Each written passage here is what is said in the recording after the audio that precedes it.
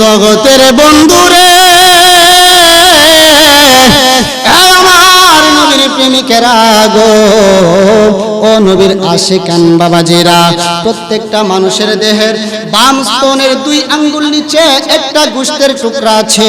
এই গোশতের টুকরাটা যার পরিশুদ্ধ এবং পরিষ্কার, তার সমস্তটা দেহই পরিশুদ্ধ এবং পরিষ্কার। এই গোশতের টুকরাটা যার অপরিষ্কার ময়লায় ভরে আছে, তার সমস্তটা দেহই অপরিষ্কার এবং ময়লায় ভরে আছে। হাদিসের কিতাবের মধ্যে এসেছে আলা ওহিয়াল কলব, জেনে রাখুরে বন্ধুরা, সেই গোশতের টুকরাটার নাম হইল কলব। বলে সুবহানাল্লাহ। উপস্থিত বাবাজিরা, আমার বন্ধুরা, আমার আজকে জিলকদ মাসের 4th জুমার দিন খুতবার কিতাবে আজকে যে আলোচনা এসেছে, যেই বিষয়ে আলোচনা এসেছে, সেটি হচ্ছে জিকিরের ফজিলত। বলি সুবহানাল্লাহ। আসলে মহান মনিব আল্লাহ পাক রব্বুল ইজ্জাত আমাদেরকে সৃষ্টি করেছেন, এই দুনিয়ার জমিনে প্রেরণ করেছেন এবং নির্দেশ দিয়েছেন, ও আমার বান্দারা, তোমরা আমি মাওলাকে স্মরণ করো, আমি মাওলার স্মরণে তোমরা জিকির করো। এই যে জিকিরের বিধান আমাদেরকে আল্লাহ পাক দিয়েছেন, এর ফজিলত কি, বরকত কি, রহমত কি, এই জিকির করলে আমাদের কি ফায়দা, কি লাভ, এই নিয়ে আজকে বিস্তারিত আলোচনা। আল্লাহ পাক বুঝার এবং আমল করার তৌফিক দান করুন। আমরা সবাই বলি আমিন।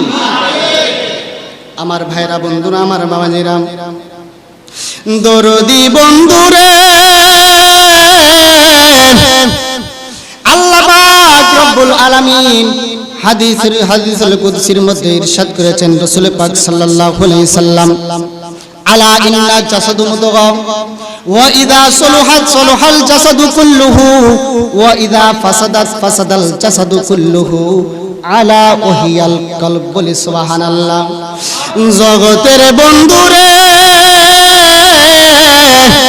আমার নবীর প্রেমিকেরা গো, ও নবীর আশিকান বাবাজিরা, প্রত্যেকটা মানুষের দেহের বাম স্তনের 2 আঙ্গুল নিচে একটা গোশতের টুকরা আছে। এই গোশতের টুকরাটা যার পরিশুদ্ধ এবং পরিষ্কার, তার সমস্তটা দেহই পরিশুদ্ধ এবং পরিষ্কার। এই গোশতের টুকরাটা যার অপরিষ্কার ময়লায় ভরে আছে, তার সমস্তটা দেহই অপরিষ্কার এবং ময়লায় ভরে আছে। হাদিসের কিতাবের মধ্যে এসেছে আলা ওহিয়াল কলব, জেনে রাখুরে বন্ধুরা, সেই গোশতের টুকরাটার নাম হইল কলব। বলে সুবহানাল্লাহ। জগতের বন্ধুরে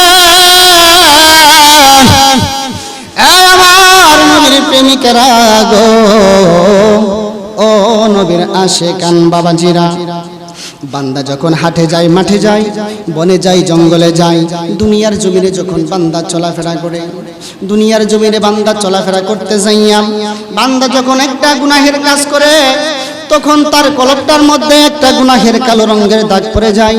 বান্দা যখন আরো একটা গুনাহের কাজ করে, তখন তার কলবটার মধ্যে আরো একটা গুনাহের কালো রঙের দাগ পড়ে যায়। বান্দা যখন আরো একটা গুনাহের কাজ করে, তখন তার কলবটার মধ্যে আরো একটা গুনাহের কালো রঙের দাগ পড়ে যায়। এইভাবে বান্দা গুনাহ করতে থাকে, আর তার কলবের মধ্যে গুনাহের কালো রঙের দাগ পড়তে থাকে। বান্দা গুনাহ করতে থাকে, আর তার কলবের মধ্যে গুনাহের কালো রঙের দাগ পড়তে থাকে। বান্দা গুনাহ করতে থাকে, আর তার কলবের মধ্যে গুনাহের কালো রঙের দাগ পড়তে থাকে।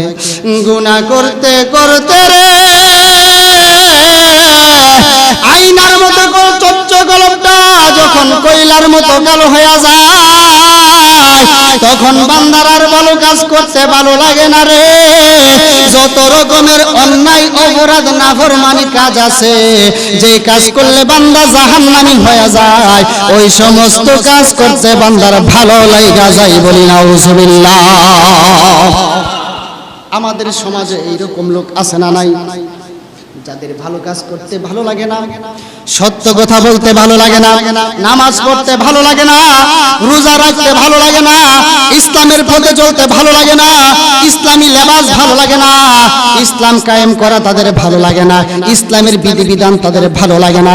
পক্ষান্তরে পাপাচার কাজ, অন্যায় কাজ, অপরাধ কাজ, নাফরমানি কাজ, যে সমস্ত কাজ করলে বান্দা জাহান্নামী হয়ে যায়, ওই সমস্ত কাজগুলা বান্দার ভালো লাগে। মিথ্যা কথা বলা, অন্যের গীবত গাওয়া, অহংকার করা, পরনিন্দা করা, মানুষের উপর জুলুম করা, জেনা ব্যভিচার করা, ওই সমস্ত কাজ করে বান্দা মজা পায়, আনন্দ পায়। আমাদের সমাজে এইরকম লোক আছে না নাই? আর একটু জবান করে বলুন না বাবা আছে না নাই? তাহলে বুঝতে হবে আমাদের কলবটা অন্ধকারাচ্ছন্ন হয়ে আছে, আমাদের কলবটা কয়লার মতো কালো হয়ে আছে, যার কারণে আমাদের ভালো কাজগুলা ভালো লাগে না, আমাদের অন্যায় অপরাধ কাজ করে আমরা মজা পাই, আনন্দ পাই। বলি নাউজুবিল্লাহ। বন্ধুরে, শরীরের কাপড়ের মধ্যে যখন ময়লা হয়ে যায়, শরীরের কাপড় যখন অপরিষ্কার হয়ে যায়, বাজার থেকে সোডা সাবান দিয়ে ঘষা দিলে আমাদের শরীরের কাপড়ের ময়লা দূর হয়ে যায়, ঠিক কিনা? লোহার মধ্যে যখন ঝং ধরে, লোহার মধ্যে যখন মরিচা ধরে, শিরিষ কাগজ দিয়ে ঘষা দিলে লোহার ময়লা দূর হয়ে যায়, ঠিক কিনা? কিন্তু বাবাজিরা আমার, গুনাহ করতে করতে, অন্যায় করতে করতে, অপরাধ করতে করতে আমাদের দেহের মধ্যে যে কলবটা আছে, এই কলবটা যখন কয়লার মতো কালো হয়ে যায়, আয়নার মতো স্বচ্ছ কলবটা যখন কয়লার মতো কালো হয়ে যায়, এই কলবটা আমরা পরিষ্কার করব কিসের মাধ্যমে? এই কলব পরিষ্কার করার সিস্টেম কোন রেত আসেনি। হাদিসের কিতাব খুলুন, আসুন হাদিসের কিতাব থেকে আমরা জেনে নেই। লিকুল্লি শাইইন সিকালাতু ওয়া সিকালাতুল কুলুবে যিকরুল্লাহ। আর একটু জবান করে বলি না সুবহানাল্লাহ। হাদিসের কিতাবের মধ্যে এসেছে, বান্দার কলব যখন অন্ধকারাচ্ছন্ন হয়ে যায়, বান্দার কলব যখন ময়লায় ভরে যায়, বান্দার কলব যখন কয়লার মতো কালো হয়ে যায় রে, এই কলব পরিষ্কার পরিচ্ছন্ন করার একমাত্র রেত হইল, কৌশল হইল আমার মহান মুনিব আল্লাহ পাকের জিকির। আর একটু জবান করে বলি না সুবহানাল্লাহ। এবার আসুন কালামুল্লাহ শরীফ, পবিত্র কোরআন থেকে আমরা জেনে নেই এই জিকিরের ফজিলত কি, এই জিকিরের বরকত কি। জগতের বন্ধুরে, আমার আল্লাহ পাক রব্বুল আলামিন পবিত্র কালামুল্লাহ শরীফের 2 পারার 2 নম্বর পৃষ্ঠার মধ্যে বলতেছেন, ফাযকুরুনি আযকুরুকুম ওয়াশকুরুলি ওয়ালা তাকফুরুন। জগতের বন্ধুরে, জগতের বন্ধুরা, আমার আল্লাহ পাক রব্বুল আলামিন পবিত্র কোরআনের মধ্যে বলতেছেন, ও আমার বান্দারা, ফাযকুরুনি, তোমরা আমি মহান মুনিব আল্লাহর জিকির করো, আযকুরুকুম, আমি মহান মুনিব আল্লাহও তোমাদের জিকির করব। বলি সুবহানাল্লাহ। আমরা আমাদের আল্লাহ পাকের জিকির করি, আল্লাহ আল্লাহ নাম ধইরা।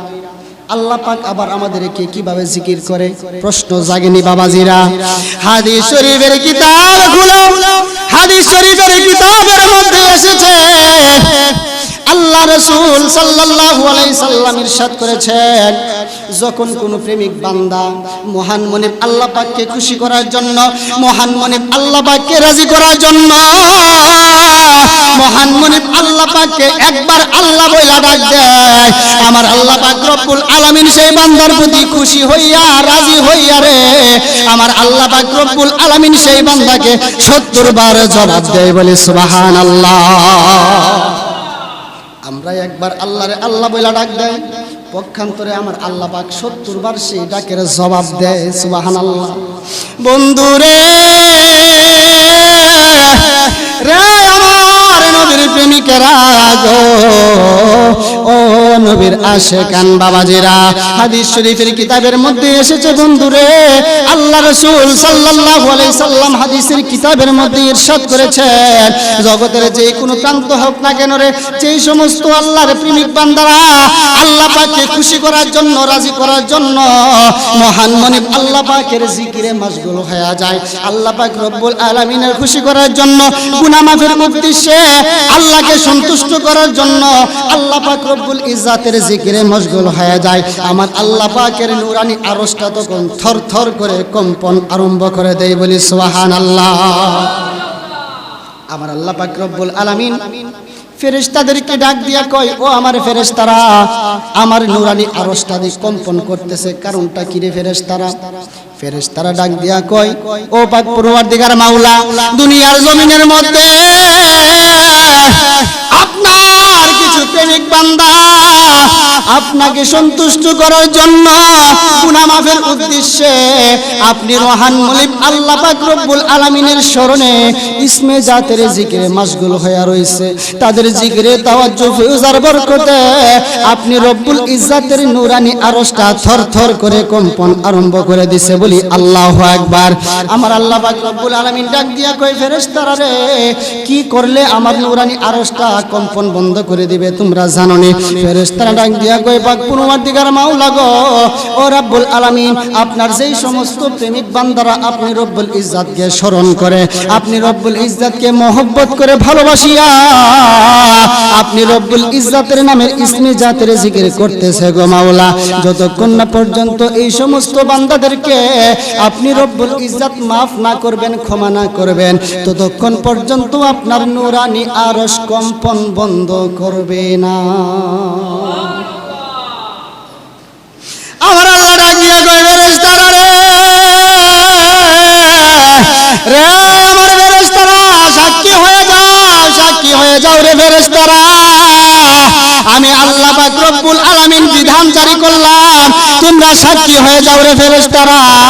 আমার যে সমস্ত প্রেমিক বান্দারা আমি মহান মনিব আল্লাহ পাককে খুশি করার জন্য, আমি মহান মনিব আল্লাহ পাককে রাজি করার জন্য আমি রব্বুল ইজ্জাতের আল্লাহ নামের জিকির করতেছে, এই সমস্ত বান্দাদের হায়াতের জিন্দেগিতে যত গুনাহ আছে আমি মহান মনিব আল্লাহ পাক এই সমস্ত বান্দাদের প্রতি খুশি হইয়া রাজি হইয়া তাদের তামাম জীবন জিন্দেগির গুনাহ খাতা আমি মাওলা ক্ষমা করে দিলাম। আমার আল্লাহ পাক রব্বুল আলামিন এই জিকিরের ফয়জার বরকতে আমাদের তামাম জীবন জিন্দেগির গুনাহ খাতা মাফ করে দিতে পারে কি পারে না? আর একটু জবান করে বলুন না বাবা, পারে কি পারে না? তাহলে সেই মহান মুনিব আল্লাহ পাকের জিকির আমাদের সদাই সর্বদাই বেশি বেশি করে করার দরকার আছে কিনা? বাবাজিরা জবান খুলে বলুন দরকার আছে কিনা? তাহলে আমরা চেষ্টা করব মহান মুনিব আল্লাহ পাককে খুশি করার জন্য, রাজি করার জন্য সদাই সর্বদাই যখনই সুযোগ হয় তখনই মহান মুনিব আল্লাহ পাকের স্মরণে বেশি বেশি জিকির করার। আল্লাহ পাক রব্বুল ইজ্জাত আমাদেরকে বুঝার এবং আমল করার তৌফিক দান করুন। আমরা সবাই বলি আমিন।